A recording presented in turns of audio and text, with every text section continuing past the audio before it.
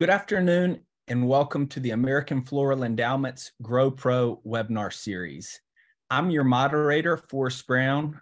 I'm a member of AFE's Young Professionals Council and a PhD candidate at Virginia Tech in horticulture. My research has been focused on the fate of nitrogen fertilizer and specialty crop production. I will be graduating later this year and am interested in any and all potential future opportunities. Today's session is on fertilizer options for greenhouse growers. On behalf of the endowment, I'm excited to be a part of AFE's Grow Pro webinar series that features a new topic every month presented by an industry expert. The webinars are free to everyone thanks to the generous support of AFE's sponsors. This session is sponsored by Helena Agri Enterprises. Helena Agri Enterprises is one of the foremost agronomic solutions providers in the U.S. Helena markets and sells inputs that improve agricultural productivity for greater customer returns. Helena's themes of people, products, knowledge reinforces the company's commitment to helping customers succeed through knowledge and dedicated people, useful and unique products, and the latest proven technologies. If you'd like to learn more about our sponsors, or if you are a supplier and interested in becoming a sponsor for a topic, you can find that information and more about the webinar series on AFE's website at endowment.org/GrowPro. That will be linked in the chat now. Today's session was pre-recorded in English by Dr. Josh Henry. After the presentation, Dr. Henry will join us for a Q&A. Feel free to submit your questions through the Q&A feature or chat at any time. We will answer as many questions as we can before the end of the hour. Unanswered questions may be answered through a separate email exchange. This session is being recorded and will be shared to AFE's YouTube account. Through YouTube's accessibility features, you can access closed captions in other languages. To get us started, I'd like to share a bit about today's expert speaker, Dr. Josh Henry. Dr. Henry currently works as the Specialty Division Agronomist at Helena Agri Enterprises. Josh's primary research interests are in floriculture, greenhouse production, plant nutrition, plant growth regulators, and remote sensing. He got his PhD from North Carolina State University, as well as a graduate certificate in geographic information science. Josh helped compile the AFE-funded resource fertdirtandsquirt.com. Dr. Henry, welcome, and thank you for presenting today on fertilizer options for greenhouse growers.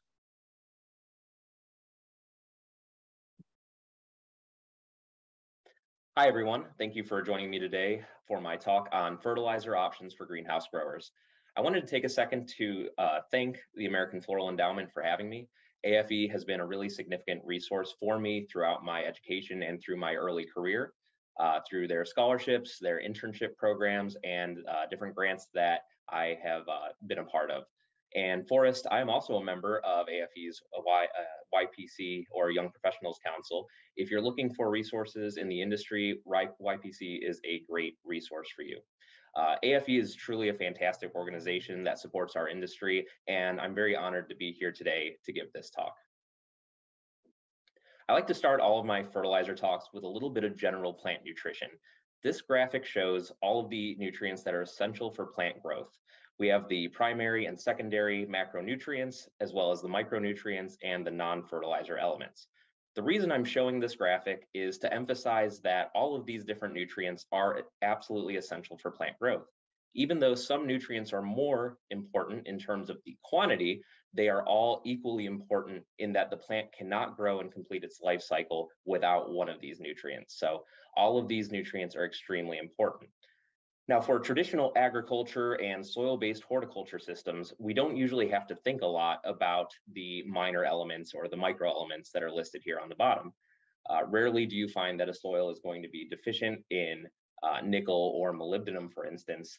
But for floriculture production, we're typically growing things in a soil-less substrate system that typically is made with components like peat, perlite, coir, or pine bark. Now, all of these components are relatively low in mineral nutrition content, and they also have relatively low nutrient holding capacity. And for those reasons, we really have to play a major role in terms of the fertilizer and making sure that we're applying the correct amount of fertilizer and a complete fertilizer that will provide all of these essential elements to the plant. One of the other issues that we have for containerized production in the greenhouse and nursery industry is that the actual volume of substrate is very small. So there's not a lot of buffering capacity in terms of holding on to what little nutrients it can actually hold on to. And so we constantly have to be applying more fertilizer to the system to make sure that the plants are growing and are healthy. Before we talk about actual fertilizer options, I want to take a minute to talk about nutrient sources. Again, some more basic plant nutrition here. Nutrients usually come in pairs of a positively charged ion, which we call a cation, and a negatively charged ion, which we call an anion. Now, if you pair something from this left column with something from this right column, it may actually sound pretty familiar to you. Take a look at the top two options. We've got calcium nitrate. That's a very common fertilizer ingredient.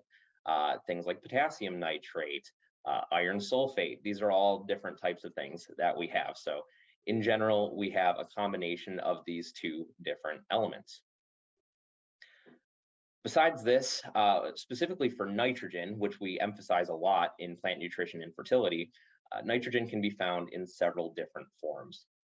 The main forms that we typically see in fertilizers would include nitrates, which is NO3, ammonium, which is NH4, urea, and then there's also some organic sources such as amino acids, peptides, and proteins.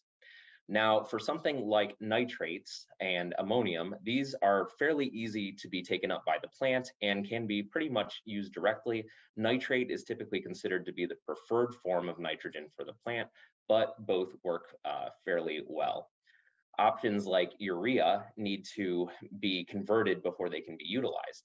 Now, urea is interesting because it can actually be absorbed directly by the plant as urea, but it may be converted into ammonium or nitrate after it's absorbed into the plant, but it also can be converted into ammonium or nitrate outside of the plant and absorbed as one of those two forms. Now, looking at those organic options as well, amino acids, peptides, and proteins, they also need to be converted before they can be utilized in the actual plant tissue. And another great example to consider is when we're talking about iron and other micronutrients. These can be found in a lot of different forms. Like we talked about, you've got your cation paired with your anion. In some cases, we have things like iron oxide, which is an insoluble form and is not actually available for uptake. You may have actually heard the term iron oxide before in reference to rust. That is actually one of the, that's the chemical composition for rust. So if you're familiar with rust, you know that it doesn't really dissolve in water, and because it's insoluble, it can't actually be taken up by the plant. Sucrates are another form of iron that you may find, and in fact, you may find it for other micronutrients as well. And a sucrate is simply an oxide form of a nutrient that is basically coated with some sugar. And if you know anything about sugar, sugar is actually soluble. So when you look at a sucrate form like iron sucrate, it is sort of soluble in that the sugar can actually dissolve, but that oxide still cannot dissolve. And if it's not dissolved, it's still not available for plant uptake. So in general, you won't find these ingredients as much in a water-soluble fertilizer, but you may find these in a controlled release fertilizer or some other forms of fertilizer. And it's just good to know that each of these different forms is not going to be equally available to the plant. Moving down this list, we have sulfates. Iron sulfate is an option that actually works fairly well. It is soluble and can be directly taken up by the plant. But one of the problems with it is that it can oxidize rapidly, and it oxidizes to iron oxide. And once it oxidizes, it's no longer available. So that is one potential issue with something like an iron sulfate. The last option I have here is a chelate. Now, iron chelate and other micronutrients in the chelate form are quite soluble, and they do remain available for much longer than any of those other forms. Part of the reason for this is that the actual term chelate refers to a type of basically encapsulation around that actual ion that keeps it safe from reacting with anything else in the environment.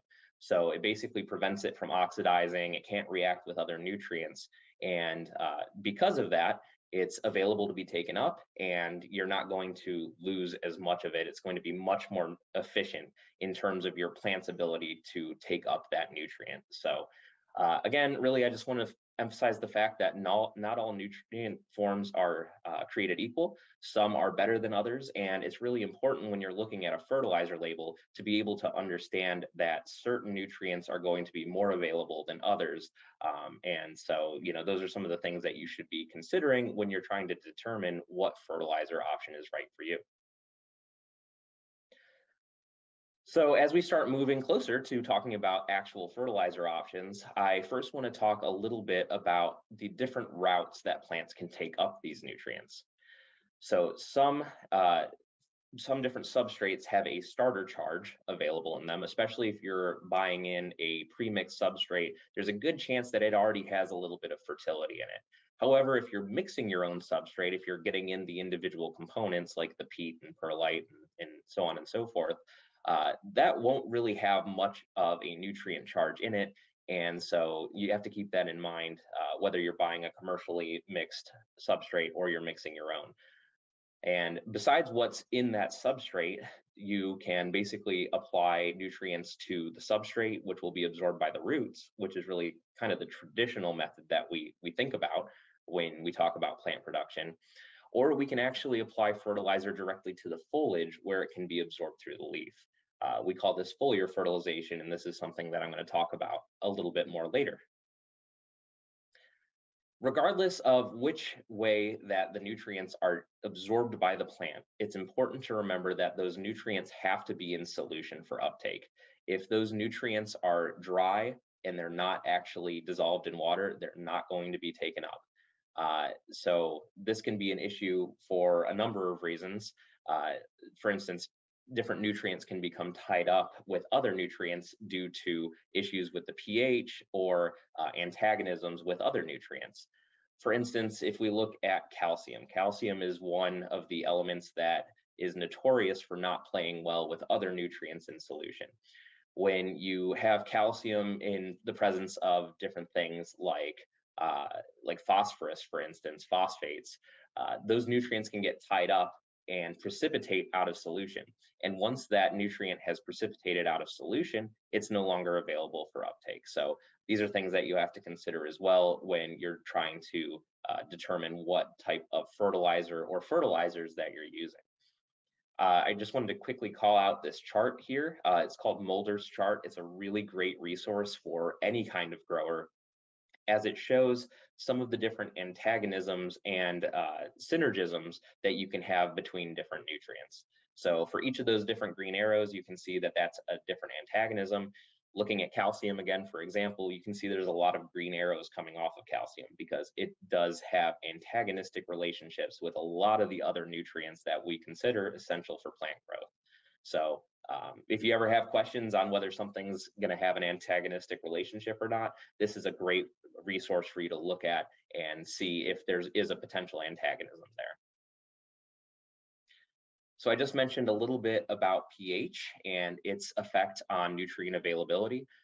Hopefully you all have seen this graph or a similar graph here on the left side of the slide. This one is definitely one of my favorite graphs that I've ever seen.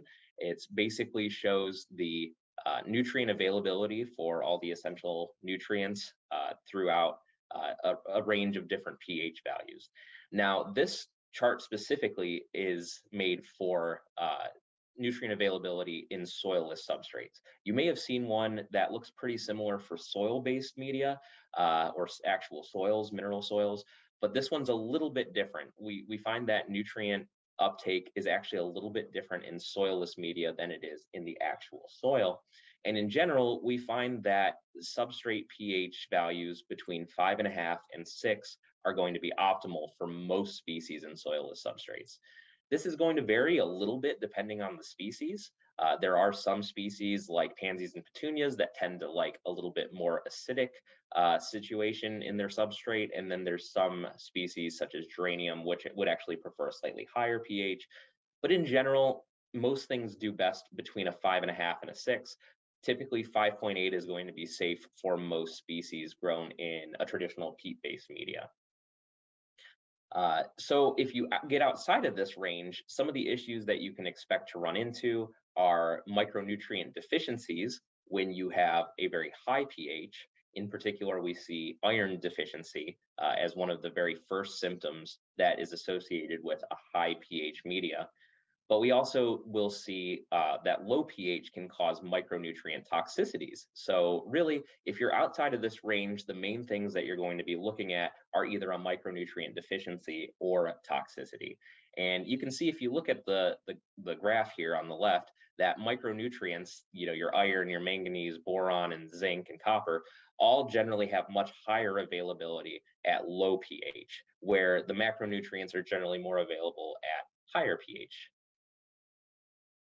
So if you have issues with pH, you may see some symptoms like the ones here on your screen. On the left, we have an image of a petunia with some high pH induced iron deficiency. You can see the symptoms of chlorosis on those upper leaves. This is very, very common in a lot of greenhouses, depending on where you're located in the world. In general, in the Midwestern US, we have a lot of limestone, and we tend to see very high pH values in our water. And so we generally have pretty significant issues with iron deficiency due to those high pH values. Now on the right, you can see some symptoms of low pH induced iron and manganese toxicity.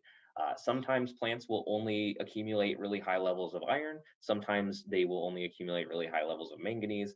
Sometimes they do a little bit of both. Either way, you generally see symptoms like on these two plants. On the left, we see a sunflower that has this kind of bronze speckling appearance. And on the right, we have a penta that has this dark purpling or bronzing appearance. And this, again, is due to a really high accumulation of micronutrients in those tissues. So these are some good ways to be able to tell whether or not you have issues with your pH. Moving on to the electrical conductivity, or the EC, of your substrate. This is another really important metric that we use to determine how good your fertility management program is working.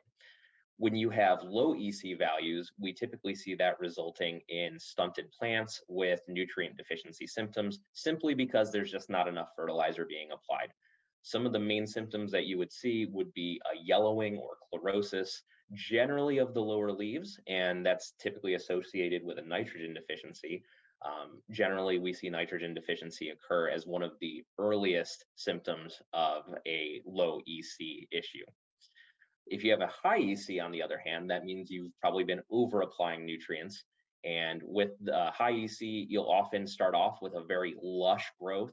Sometimes we have kind of a leggy growth. And if you're not familiar with the term leggy, that just generally means that there's a lot of distance between the nodes. It means typically the branches or different parts of the plants are kind of stretched out.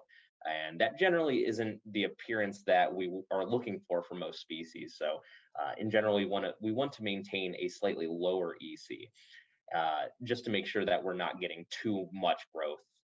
But if you start getting to really, really high EC levels, you can also see issues with root burn, which we call plasmolysis, and lower leaf browning and death, which we often call necrosis. So looking at these images here, we have on the left a plant that has a low EC. On the right, we have a plant that has kind of a high EC, and you can see that leaf death on those lower leaves there. If you want to do nutrient monitoring, we have two main methods that we use. The first being the pour-through method. It's a very simple method that you can use. Basically, you just irrigate your crop, wait a little bit for any leaching to happen, wait for the plant to absorb some nutrients. So give or take 30 to 60 minutes after you irrigate, you can then place that pot in a saucer or some kind of dish to collect leachate. You apply a known amount of distilled water to the surface of the pot, usually between 50 and 100 milliliters, and then you collect the leachate and you test it. We also often see people using the 1-to-2 method, which is where you simply collect substrate from the center of several different pots. You mix 1 part of substrate with 2 parts of water, and you kind of just mix it together and you can test that. There are tons of published values for either one of these methods, but it's important to know which method those published values are for, because in general, the pour-through method and the 1-to-2 method give different EC values from each other. The pH will still be the same, but the EC recommendations will actually differ between these 2 methods. So now let's move on to the actual fertilizer options that are available. In general, we have water-soluble fertilizers, controlled release fertilizers, foliar fertilizers, and slow release fertilizers. Of course, I'm sure a lot of you are probably familiar with water-soluble fertilizers, as they are probably some of the most commonly used in the greenhouse industry. Controlled release fertilizers are also somewhat used in greenhouses, but are generally geared more towards nursery production. And then foliar fertilizers and slow release fertilizers are generally less used. From my experience, I don't see a lot of growers using these types of fertilizers, but they are potentially resources that are available to you. With water-soluble fertilizers, they are a very, very common method by typically buying in a dry product that you can mix into a stock tank and it will solubilize in the water. Typically, you then take that stock tank and inject it into the irrigation system. A lot of times we call this application method either fertigation or constant liquid feed. These are both common terms that we use. So regardless of which method you're using, this is pretty common.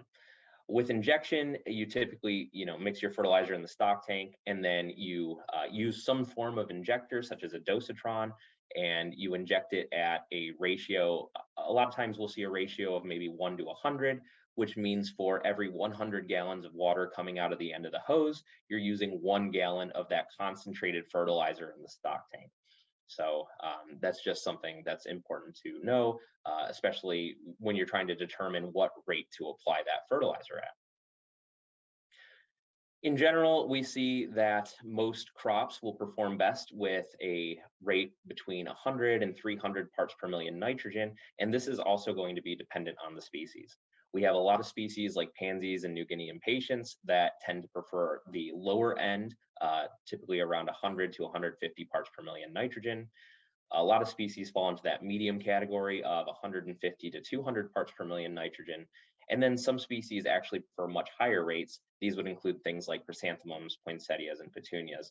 And they generally would do best with about 200 to 300 parts per million nitrogen applied at every irrigation. Now, you can also apply fertilizer and alternate between applying fertilizer and doing a clear water irrigation, in which case you'd want to increase your fertility rates a little bit if that's something that you want to do. Some of the different pros of water-soluble fertilizers are that they are relatively inexpensive and they're very easy to apply as long as you have the equipment, as long as you have the injection equipment, because you can basically just apply them every time you irrigate. And another great benefit of water-soluble fertilizers is that you can adjust the rate or fertility source at any time simply by either adjusting the injector or switching out the stock tank for a different fertilizer analysis. Some of the cons of water-soluble fertilizers is that they are generally less environmentally friendly. You typically see more waste through leaching, runoff, things like that. And you also require injection equipment to be able to do it. Now, most greenhouses are equipped with some type of injection system, but this is something that you need to consider. And some of the other issues associated with injection equipment is that you may occasionally require calibration. You've got to make sure that you're actually applying the fertilizer at the rate that you intend to be applying it at. And you may also not realize if your equipment goes down. If the injector is not nearby, typically you can hear them clicking or making some kind of sound. But if you're further away from your injector, you may not realize if the injector is actually working or not. One other thing I wanted to mention about water-soluble fertilizers is that they have a really significant effect on your pH.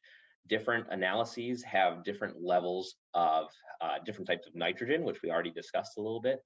Generally, water-soluble fertilizers with high levels of urea and ammonium are very acidic, while fertilizers with high levels of nitrate nitrogen tend to be more basic. So you can look at something like a triple 20 or a 20-10-20 as being a very acidic fertilizer, while something like a 13-2-13 or a 15-5-15 is actually going to be slightly basic. So you got to keep these things in mind depending on what your natural water alkalinity and pH is. It may be better to choose one type of fertilizer analysis over another, just based on that acidity or basicness that you're really looking for from your fertilizer. Next, moving on to foliar fertilizers. This is also known as foliar feeding. It's a very common method used in other parts of our industry, not generally used in the greenhouse and nursery industry that much, but it is very commonly used in turf and also in traditional agriculture. And it's really a simple concept. It basically works by spraying specific water-soluble fertilizers or liquid fertilizers directly on the foliage of your plants. This can be either applied by hand through a regular sprayer, or if you have boom sprayers, you can apply these through the boom as well. And many of these different foliar fertilizers are actually compatible with your plant protection chemicals and your pesticides. So you do potentially have opportunities to tank mix those products. Just a little bit of science on how that it's actually taken up when you apply a foliar fertilizer. Typically, those nutrient molecules have to enter the leaf surface once they are applied in the spray through the cuticle, right? So the cuticle is that exterior layer of waxy substance on the outside of the leaf. So the nutrient actually has to penetrate through that and enter the actual leaf tissue before it can be used. Generally, that's going to enter the cuticle through there are billions of these transcuticular pores.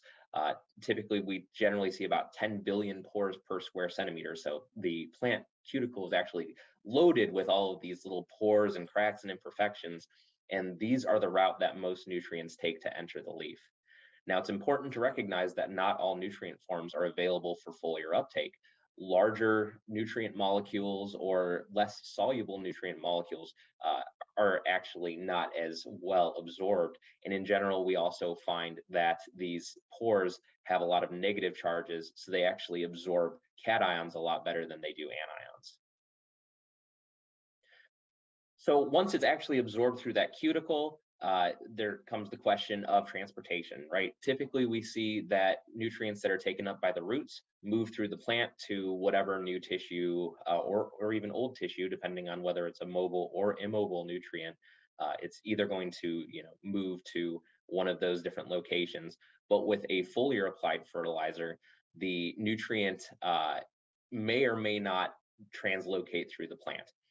Typically for nutrients like zinc, manganese, calcium, and iron, that nutrient is going to be utilized exactly where it's deposited on the plant. It basically is absorbed and utilized right at the site. Other nutrients like nitrogen, phosphorus, potassium, and sulfur can be absorbed and translocated throughout the plant depending on the nutrient status of that tissue. So if you're applying nitrogen, for instance, to a plant that is nitrogen deficient, it's going to pretty much just absorb that nitrogen and utilize it right there at the site that it was applied. However, if you're applying nitrogen to a plant that's healthy and not really exhibiting any deficiency symptoms, it'll actually be able to move that nitrogen throughout the plant. So there's quite a few pros and cons to consider with foliar fertilizers. Some of the pros are that you have really rapid uptake and utilization right there at the site of that spray deposition. If you think about it, with root uptake, you have to move that nutrient. First it has to move through the substrate and then make contact with the root, get absorbed through the root, and then be taken up and utilized somewhere in the plant. However, if you're applying it directly to the leaves, it can be utilized right there. And this makes it a really great option for quickly correcting deficiency symptoms if those occur. There are several different chelated micronutrient packages on the market that you can apply to your plant to correct nutrient deficiencies for micronutrients if you happen to see those. Again, we talked about iron deficiency being very common. You can easily apply some chelated iron to the leaf surface, and it can help correct those deficiency symptoms. And then again, I kind of talked about this earlier, but you do have the capacity to mix some of these foliar fertilizers with your regular preventative chemical sprays. So if you're doing a weekly or biweekly spray for insecticides or fungicides or whatever you're looking to apply, there is the potential to add some fertilizer to that tank as well. Now, I will caution you, not everything is always it doesn't always work with everything. So it's really important that you test your chemicals with different fertilizer sources to make sure there's no antagonisms and we don't see any kind of issues in terms of your spray efficacy. So there's a lot of options available in terms of jar testing and things like that to be able to tell whether or not you can mix your fertilizer with your chemical.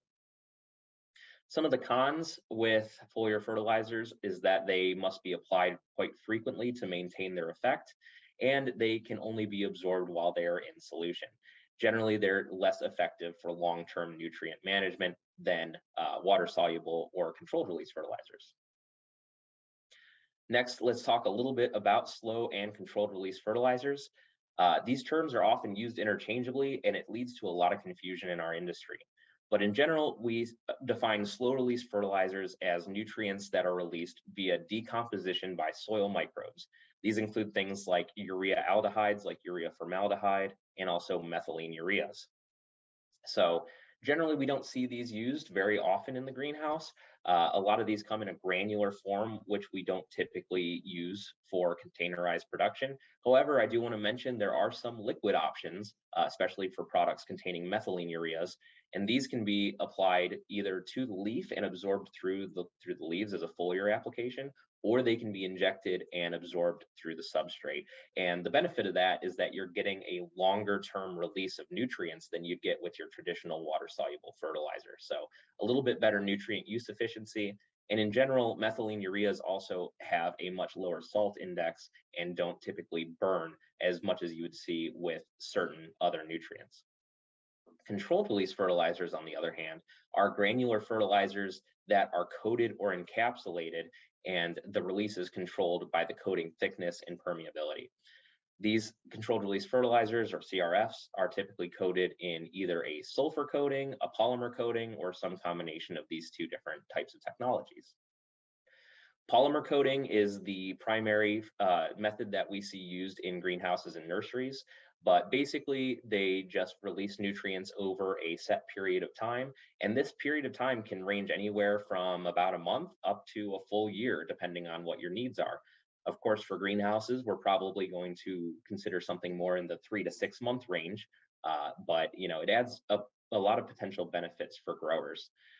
So generally, these polymers are either going to be some form of polyurethane, polyethylene, or some kind of resin, and they really only are a small percentage of the total fertilizer by weight.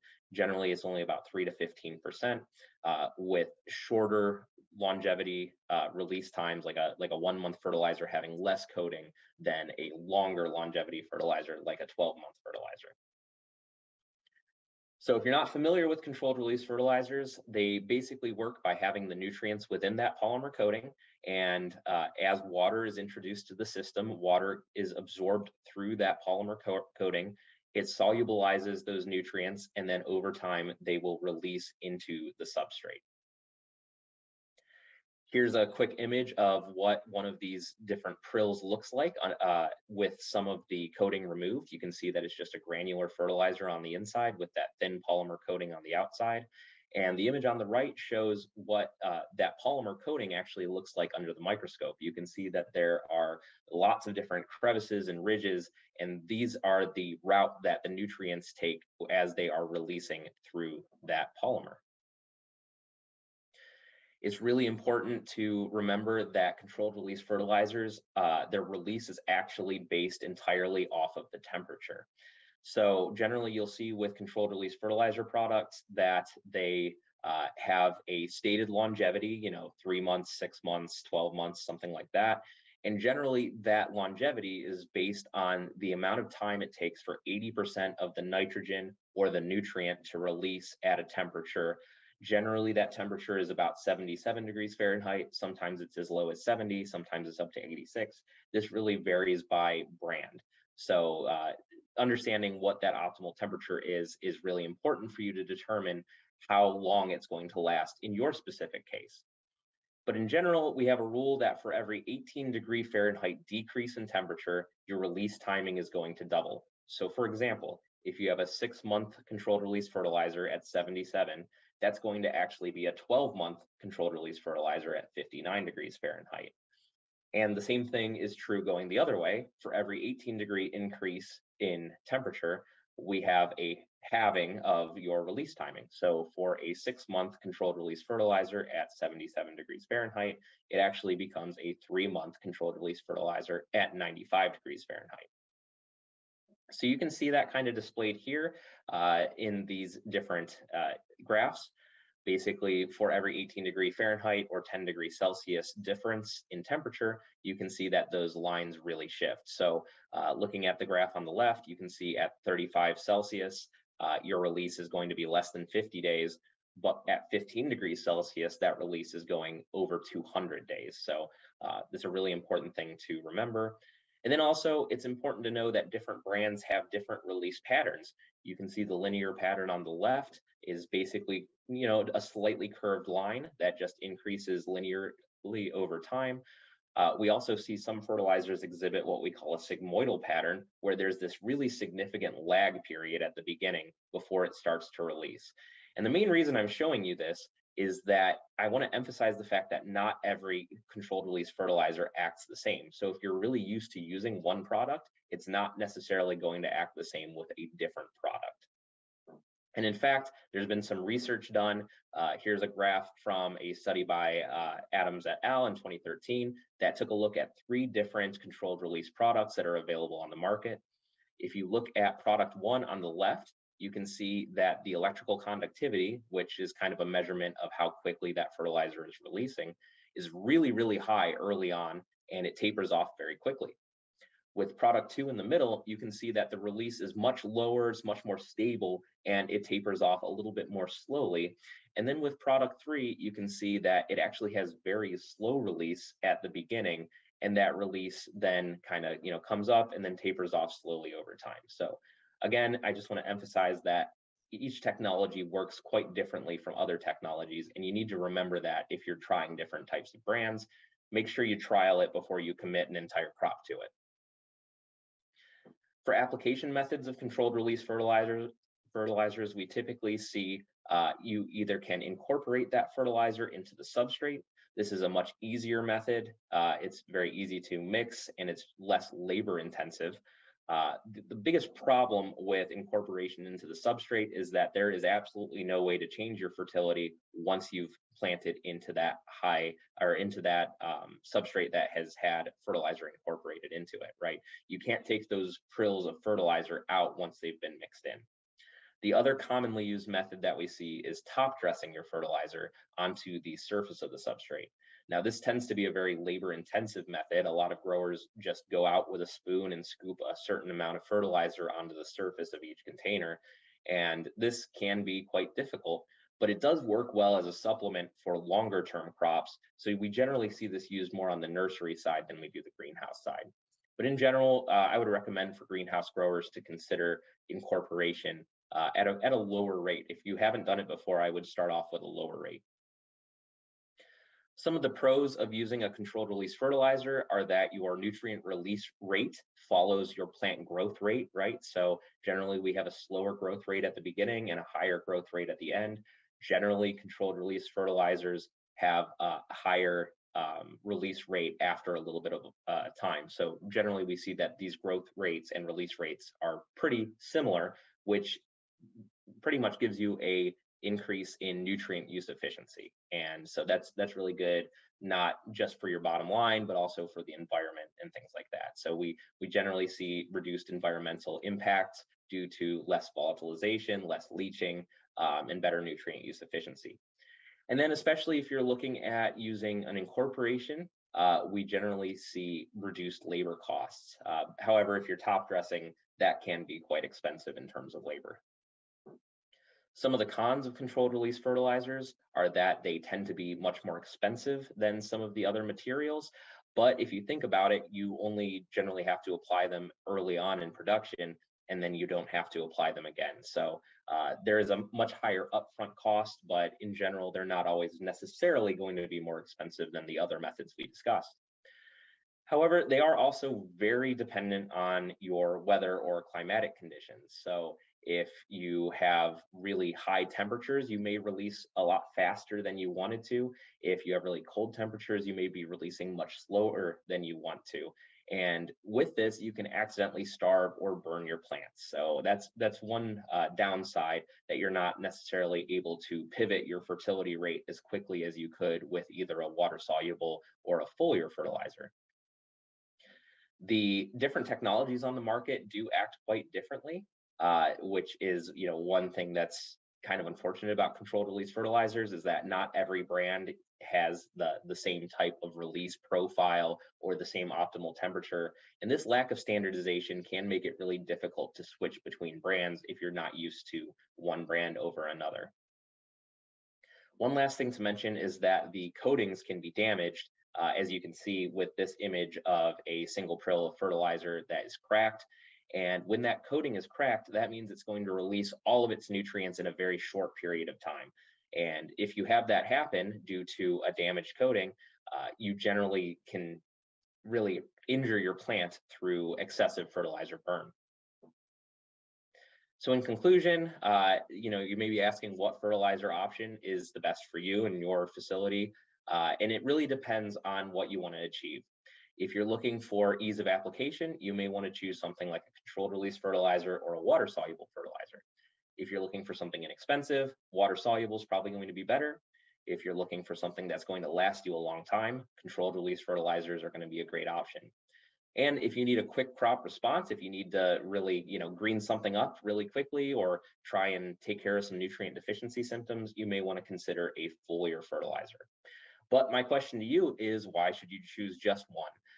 I've seen a lot of success from people using combinations of multiple methods together. You may want to use a low rate of water-soluble fertilizer, maybe something like 75 parts per million, mixed with a low rate of controlled release fertilizer. And that way you have some level of inherent fertility throughout the entire production cycle from that controlled release fertilizer, but you're able to adjust and pivot with that water-soluble fertilizer. So it gives you a little bit more of an edge that you can use to better manage your fertility and your nutrient status of your plant. And then you can always build something like a foliar application in to take care of nutrient deficiencies. So really, just think about it. You don't always have to be committed to just one option. You can use multiple options together and find a lot of success with that. So really quickly, I just wanted to talk about a couple of different grower resources that have been supported by the American Floral Endowment. Fert, Dirt, and Squirt is one project I've been very involved with in the past with doctors Brian Whipker at NC State and Garrett Owen at Ohio State. It is basically a free web portal with nutritional information for a wide variety of crops, including annuals, perennials, herbs, and other greenhouse crops. And we have a lot of resources available, including fact sheets that are crop specific, and then guides for monitoring your plants, sampling, and corrective procedures. I also want to call out eGrow, which I've been very involved with in the past, which has a lot of great resources, not just for plant nutrition, but for growing crops in general. So I highly recommend that you look at these two resources. And with that, be on the lookout for the next GrowPro webinar series, looking at recent advances in LED lighting and controls with Dr. Eric Runkle on May 16th. With that, I thank AFE for having me here, and thank you very much for listening. Now I will really look forward to taking any of your questions. Thank you.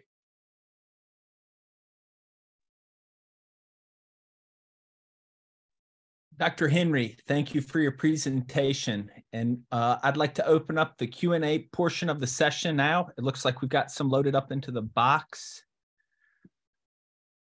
Dr. Henry, so our first question is, hello, I'm a propagator grower. I would like to know what's your experience using fertilizers in the mist. What species, I would assume, of plant will this benefit?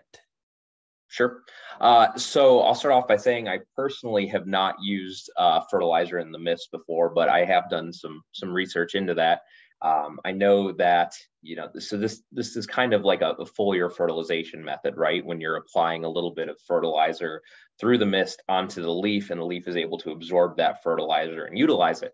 And of course, for a propagator, this is going to be really important for cuttings, because cuttings don't really have a whole lot of roots yet to be able to take up the nutrients that are in the substrate. So it is potentially a really beneficial thing. I think it would probably benefit species that have larger leaves and grow more rapidly than species that are either smaller, have smaller leaves, or grow a little bit more slowly. I think the main thing that you need to worry about, though, is making sure that your rate is not too high. You want to make sure that you're not causing fertilizer burn to those young cuttings. As we know, cuttings tend to be very easy to burn, and we don't want to cause damage to those. So make sure you're not applying the fertilizer at too high of a rate, and also make sure you're using the right sources of nutrients. Kind of like I talked about with micronutrients, you want to probably steer more towards chelated micronutrients that are going to be more available, things like that. So look at the salt index, make sure it's not too high of a salt level in the fertilizer, and make sure you're not applying it at too high of a rate. Okay. So our next question is, what is your experience using citric acid to lower the fertilizer pH and to lower the soil pH? Sure. So different acids definitely can be very beneficial to reducing the substrate pH, depending on where you live. I talked a little bit about how, different areas have more alkalinity and higher pH to their irrigation water, and those are going to be the areas that will benefit the most from additional acid injection into the irrigation lines. Citric acid is a really great option. It doesn't tend to have a really high residual effect compared to something like sulfuric acid. It is also a little bit more expensive than something like sulfuric acid, but it also tends to be a lot safer. So from like a worker safety standpoint, citric acid is a really great option. Sulfuric acid is probably one of the most commonly used, but if you're familiar with sulfuric acid, some of those higher percents of acid can be really dangerous. A lot of people use like a 93% sulfuric acid. That is very, very dangerous to work with. So, and even things like nitric and phosphoric acids can also be dangerous. The other thing to consider with citric acid is that it's not providing additional nutrients like sulfuric, nitric, and phosphoric, which all have some plant usable mineral nutrition to them. So it is a great option, but you may end up spending a little bit more money using something like citric than something like sulfuric. Okay. So our next question is, what are the differences between slow release fertilizers and control release fertilizers? Sure. And hopefully I answered this pretty well. I think this question was asked a little bit before I got to the difference between slow and controlled release. But basically, slow release fertilizers are compounds that need to be degraded by microbes and other microorganisms that causes it to slowly release those nutrients. Again, those are going to be things like urea formaldehyde and methylene ureas, where a controlled release fertilizer is just a regular fertilizer source that has been encapsulated in either a sulfur coating or a polymer coating, typically a polymer coating, and that it's going to be able to release nutrients through that polymer over time. Okay. So our next question is, what's your opinion for the best iron Fe to En Mn ratio to use in liner production? Sure. So this will be the iron to manganese ratio. A lot of people are interested in different ratios. I think a lot of it has to do with the nutrient sources. Again, hopefully, if you're using something that has chelated micronutrients, those will be extremely available, and it's not something you have to worry about too much. But in general, if you think about how much iron and manganese is actually in the plant, we typically find that iron is a little bit higher than manganese. Sometimes they're about equivalent.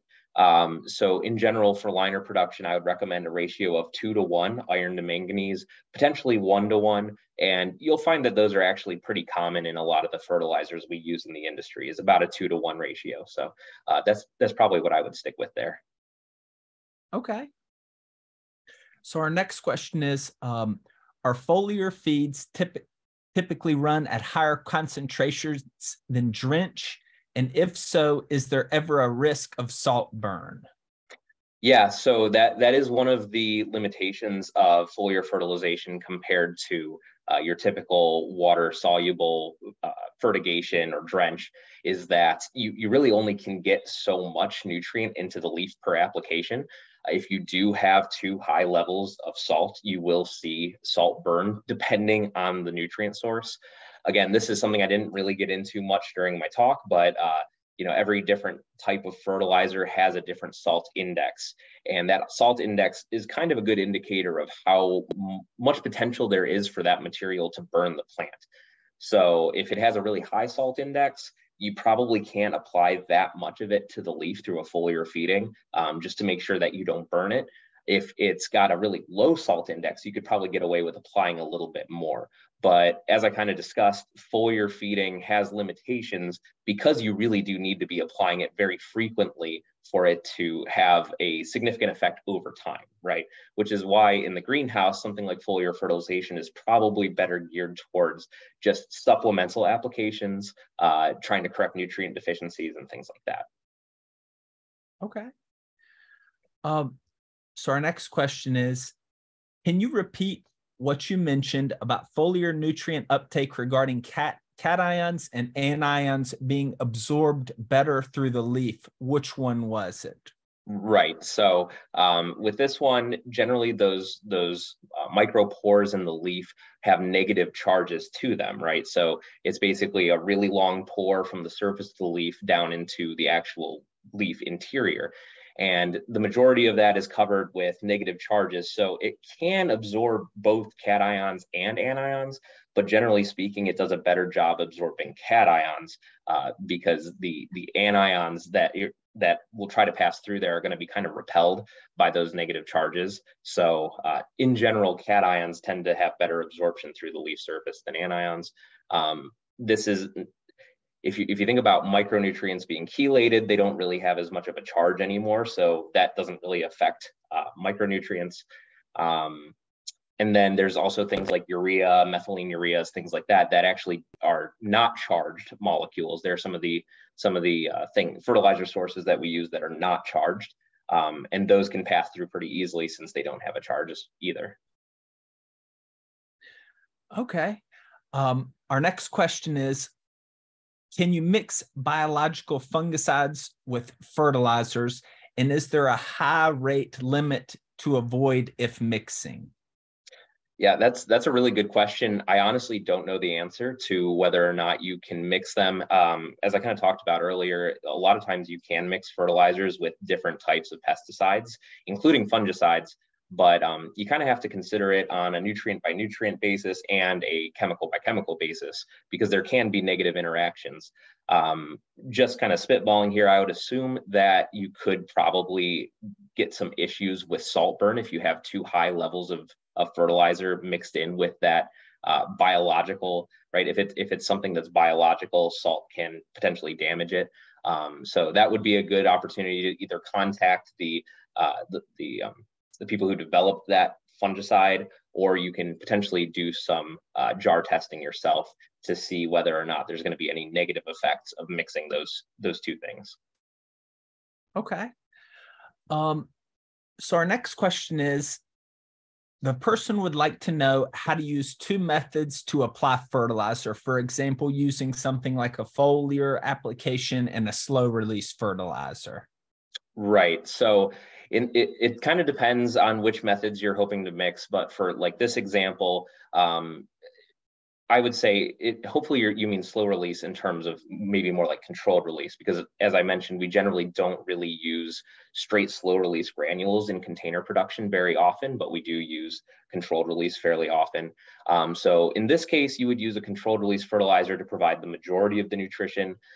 So if you normally go at a moderate rate, and that can vary depending on the longevity, depending on the crop, depending on your region, let's just say 10 pounds per cubic yard incorporated, just as an example.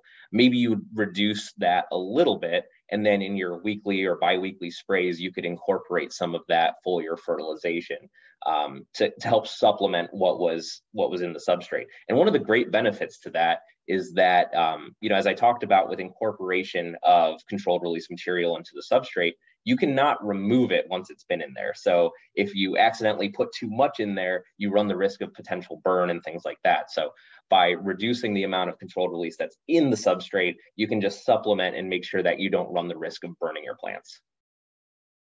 Okay. Our next question is, do you have a good source of a salt index table? I do. I can find that. I've got it somewhere in my files. I can provide that to AFE, and AFE can send that out as well. There's a lot of really good salt index tables that are available, and it's a great measurement to be able to determine how much potential there is for damage with a certain nutrient source. Okay. Our next question is, does foliar application have limitations on climate conditions? Absolutely. Foliar applications they can be very significantly affected by the climate. If you think about it, as I discussed, nutrients need to be in solution to be absorbed by the plant, whether that's in the roots or, through the leaves.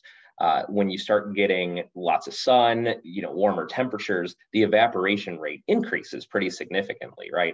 And so as that evaporation rate increases, you're going to have that nutrient in solution on the leaf for a shorter period of time.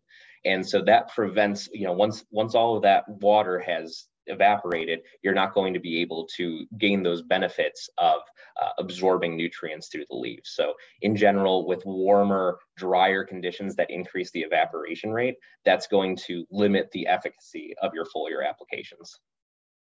Okay. Our next question is, can the combination of EDDHA and a wetting agent like AquaGrow cause sediments in the stock tank fertilizer? So I think something like this, yes. Anytime you mix anything in a tank, there is a potential for a reaction. That's a really important thing to know. Without actually having experience with a specific combination of different products, I would not recommend mixing it blindly, because you can potentially do a lot of damage to your stock tank or to your sprayer, depending on what form of application method you're using. So it's really good, again, to do jar tests to make sure that they're going to play nicely together when you add them into a stock tank. But in general, those really well chelated nutrients tend not to react as much with other things in the tank. So it's probably a safer bet. But again, I don't want to recommend that without at least trialing it first. Okay. And then this is going to be our last question, I believe. Can we use ultrasonic humidifier to provide water-soluble nutrients in hydroponic setup? Do you have any experience? So I think this would be a pretty similar question to one of our earlier questions discussing whether or not you could use fertilizer in the mist, right? So basically, if a soluble form of nutrient is making contact with the leaf and it's able to be absorbed, that will work and that should be fine.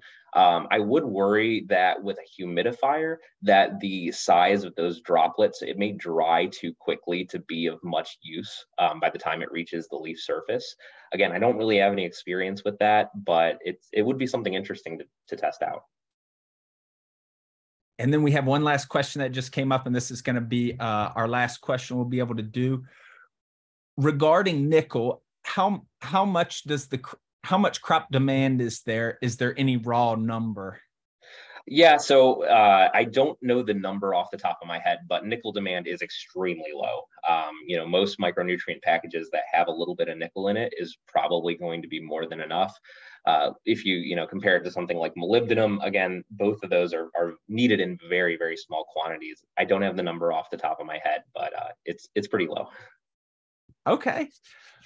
Well, Dr. Henry, thank you once again. Thank you for joining us, everyone, today for another session of AFE's Grow Pro webinar series. Join us on May 16th at 1 p.m. Eastern Time for our next session on recent advances in LED lighting and controls.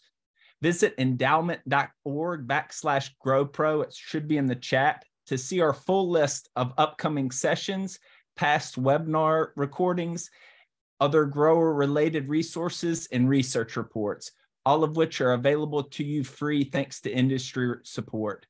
We also ask that you please complete the brief survey about today's session where you can suggest additional topics and help us continue to improve these webinars.